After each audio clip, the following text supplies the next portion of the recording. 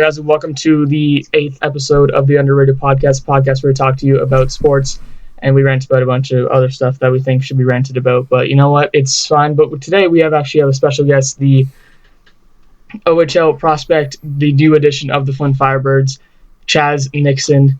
How are you, Chazz? I'm great. How are you? Thanks for having me. I'm good, and congratulations, by the way, on making it to the OHL. I know it's been probably a couple big days for you. Since obviously yesterday, but like how are you? How is your state right now? Like how are you feeling about? Are you nervous about having like going to an OHL team, or are you like, you know what, this is what I was been working for. This is what I've been, kind of pushing myself towards. For sure, that's a great question. I mean, it's really surreal, right? I've wanted to do this since I was young, going to Gens games and everything. But yeah, I mean, there's a bit of pressure as well. But yeah, I'm just super excited to get going here.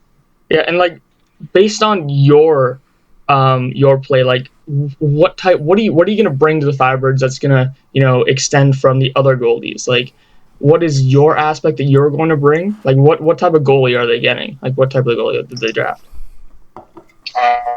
Yeah, I think I'm a really calm demeanor in the cage, right? I see myself as a good leader. And overall my play style, I see myself as a very calm and efficient goaltender. I don't see myself as very active, just staying between my posts. And I like to play the puck, and I see myself as an athletic ball. Oh, yeah. So, like, yeah. And does that make you better than some of the goalies that were drafted before you or after you? Or do you feel like you have that edge towards the other people that were in the draft? Like, the edge towards the goalies, like, are you going to start, next year? Are you going to start the next 2 years? Are you going to be one of the youngest goalies on the team? Like, does that affect any of that? Like, do you think that working towards that is going to affect any of your play or anything? Yeah, I mean, I see the goalies that went in front of me. They're very technical goaltenders, and I think I personally need to work on that myself. But yeah, I think overall I'm a very smart goaltender, so maybe I could make the team this year. It's a possibility, but I not doubt it. But it's not very likely. But I see myself playing in the OHL in 2 years. That's obviously a great goal for you. But, like, speaking of other goalies, like, who do you base your play on? Like, since we're on, obviously, the topic of other goalies that were drafted before, like, is there anybody that you follow in, like, the NHL? Like, have you watched a lot of Leaf games? Yeah, for sure. I mean, I am a Leafs fan, but I try and model my game after Tuukka Rask. I see him as a very, like I said, similar, has a lot of same qualities as me, very calm and athletic, reads the play well, and yeah, that's who I try and model my game after. Is that who kind of like inspired you to kind of like push yourself towards, obviously being an OHL prospect, but is that who you kind of like inspired you to be a goalie in the beginning of it? No, but I really look up to Robin Leonard. He has a great story, right? He's been through a lot of addiction issues, but I think he's really inspired me a ton. But I just see myself playing similar to Tuukka. That's awesome, and obviously Robin Leonard just got traded, so it's also going to be a big kind of difference. Yeah, I've actually got a question here. You were talking about how your demeanor when in the net is very calm. It's very kind of calm and easy and simple. Would you compare yourself to Carey Price also in that sense, since he's known to be that kind of calmer goaltender, or well, he used to be, or would you rather distance yourself from him? Yeah, for sure. Yeah, I see him. I've heard that as well. He's very calm and he lets the puck come to him, right? He's not chasing everywhere, falling, like he's not coming out of his crease too far. I'd like to compare myself to him too. I just see him as a very technical goaltender, and I think that's what I need to work on the most to improve my game. So, like, when you were younger, like, obviously they inspired you, but, like, take us back in your career when you really thought that this was, like, the OHL was an opportunity for you, and, like, this was where you were going to end up. Like, when was that kind of starting to hit you that you were good enough to go to a semi-professional team? Yeah, I was thinking this. So around my major Pee-wee year, I actually got cut from Montreal, and I hit to Secretariat, also known as Al, for a year. and I really got to focus on my game and just learn my play style. Right, I got a ton of time to just think and just get better, which I think was huge. I think I'm a very mentally strong goaltender now because of it, and I think it's really helped my game. And I also think that being very mentally strong, as also a former goaltender, being mentally strong is also a big reason. Like when I was Yeah. a goalie, like I'm not a goalie anymore because I quit because it was too much pressure for me. And do you feel any pressure like when you're playing? Do you feel that kind of pressure? Like all the losses, all the wins, all the stuff is on you. I see where you're coming from, but I don't know. I just there's a bit. I just don't really feel as much pressure. I get nervous a bit, but I just trust my game. And if I give up a bad goal, it happens, right? It's part of life. It's part of sports, and it's just I think learning to forget about that and move on is huge. Being a goaltender. Like yeah, so yeah. Go ahead. I have a question as well. So do you try it? So you're saying that would you try and kind of distance yourself from like the wins and the losses and the stats and all that, and just try to focus on the game, or do you take all of that into account? Well, yeah, I mean, looking at my stats, they're always in the back of my mind, right? It's always there reminding you. But yeah, I just try and stick to my game and not worry about any of those factors. So like yeah, have you ever like looked at yourself maybe on like draft eligible and looked at your stats there? Like have you ever done that before? Well, yeah, our league actually keeps stats, and they will for goalies. They don't really have save percentage, but they have our goals against.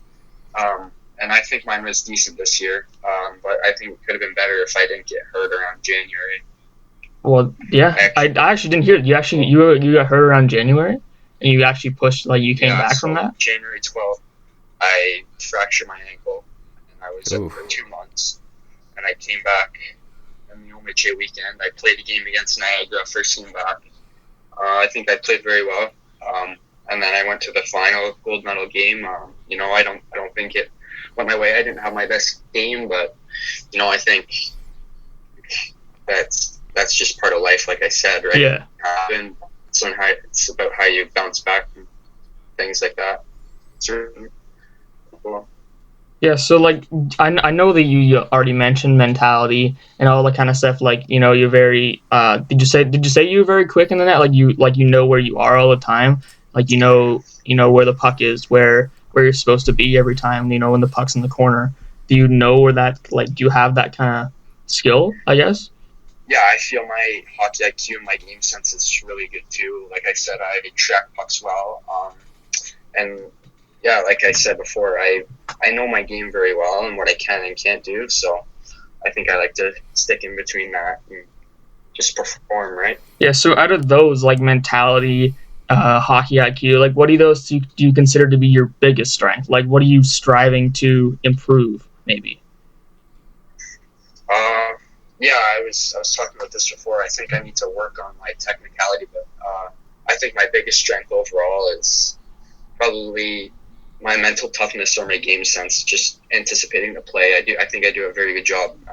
Yeah, and you see a lot of that in like professional goalies, like Roberto Luongo said. I don't know when he said it, but he said that he was very mentally strong, and that's why he would never get down after a goal. Like, does that kind of mentality relate to your kind of style of play? Does that kind of like when you let in a goal? Obviously, you already mentioned that, but when you let in a goal, you're like, you know what, that's what happens, and then you just go in and you make another save, and it just feels a lot more better. Yeah, exactly right. Like I've talked about this earlier. When I do give up a goal, I just try and think of maybe necessarily it's not always my fault, right? But not every goal a goalie gives up is his fault. If it's a time or on a 5-on-3, it's nothing we can do, right? Yeah, I agree. Like there's some situations where the goalie's just kind of left there, and the team's just like the team may be in the wrong spot, and the goalie is just left out to dry on a lot of shots. Like that's what happens with some NHL teams themselves with the defense. That's what they have. Yeah, I totally agree. So like when you were not only on the ice, you say you're very tough, but like do you do a lot of stuff off the ice that allows you to, maybe pick up where you've left off? Like maybe when you were hurt, before you got on? Did you do a lot of off season or not off season, like off the ice stuff that would help you improve, or maybe to get back quicker? Yeah, I was doing when I broke my ankle. Actually, I couldn't really move. But I was doing a lot of hand-eye coordination work, like juggling, stuff like that, to keep my mind sharp. And I think that really helped me coming back late season playoffs like that. So like that kind of helped you, did it give you the good mental state, like, you know what, I'm gonna get back sooner. It could have been 3 months. I came back 2 months. I played, obviously, as you said, great in the tournament. Like, do you put some of that credit towards what you did before returning? Um, yeah, I mean, I didn't, I really wasn't able to do too much stuff when I was hurt, but the stuff I did, I think, really benefited me, like you said. But when I was able to get back running and in the gym, I was doing a lot of ankle stability stuff, working on my balance, which really helped me. Like you said, I think as well, being a goaltender, your core strength really helps, especially when you're a butterfly, rotating and pivoting. Yeah. Moving in and out of transitions, yeah. Especially going up and down like that a ton. You need to be able to really, I feel like, get up and down quickly instead of being slow to get up every time. Yeah, exactly. Was there like a point in time where during that kind of rehab you thought this wasn't going to work and I'm not going to come back anytime soon because like you weren't going anywhere? Was there any point in that was like bad for you? Well, yeah, I mean, I was talking to my agent a ton, and he's like, the teams have already looked at you. You don't really, they've seen you a ton, so it's okay if you don't come back and play very much. And I was like in my head, I really wanted to play. It was tough being out, going on all the games or practices, seeing my teammates play, and seeing, Bickle, he was on fire, man. I think he did a great job when I was out. He just absolutely put the team on his back and won like 15 straight games or something like that. But yeah, I mean, yeah, obviously seeing him playing, I think he was the best goaltender in the league at the time. He was just absolutely tearing it up. But yeah, it's hard seeing that when you're injured, right? You just want to get back out there. Of course. And like, was there any? Yeah. Okay. Go ahead. Okay. Do you think that this injury has changed the way you are in the net, or do you think you've stayed relatively the same before and after? Yeah, actually, that's a great question. I think it did when I initially came back. I found myself not moving as much and not going down on my post as much. I was kind of scared of it a bit, but I think as I started to play more and heal, I guess I started playing like I used to before. Did you get a lot of support from like your teammates that were playing? A lot of support from those guys? Yeah, for sure. They were always talking to me about it. Whenever they saw me, they'd ask me about my ankle. Obviously playing Xbox with me, just always talking to me about it. Yeah, I think that really helped me in my mental state. Ripping a little bit of gel? Yeah. Oh, yeah, for sure. Yeah, so like so now that you kind of going into an OHL team, you're not going to have those guys with you. Does that really kind of affect how you're going to look into stuff? Like, you're not going to know many people that are obviously on the new Firebirds, but like, do you think that you'll keep the relationship with the guys from maybe Oshawa? Yeah, for sure. Like I FaceTime all my buddies, pretty like a lot. Like Gage, all my friends, Will, Rain, all of them. But yeah, I think we'll stay in touch for sure. But I think moving into a new team like this isn't always a bad thing, right? It's gonna be the next chapter in my life, and I'm really excited to get going. Yeah, it's a great change. Go ahead. I was just about to ask that. Are you ready to head to Flint to start playing, or are you kind of still a little bit nervous about that, especially just being drafted by them? I mean, pressure comes with everything, right? That's part of hockey, like I said before. But I think I'm really excited to start, like I said, start this new chapter of my life. It's gonna be a new beginning, I guess. But yeah, I mean, I'm a little nervous going so far away from home like that, right? It's not even in the same country. But of course. Yeah, it'll be great. I can't wait. which is always a good thing. Like excitement towards that kind of stuff is always a good thing, but you always have those nerves going up, seeing a new team. Like even when you were probably a bit younger, going from that when you got cut from Oshawa, obviously that was pretty emotional for you going to a new team. Like for sure. Obviously it's much more pressure going to a guy like a team with guys that are like 20, 23 years old and playing with like professional guys. Does that compare to anything? So like, are you feeling the same when you went to the team when you got cut from Oshawa? Because obviously, like it's hard either way.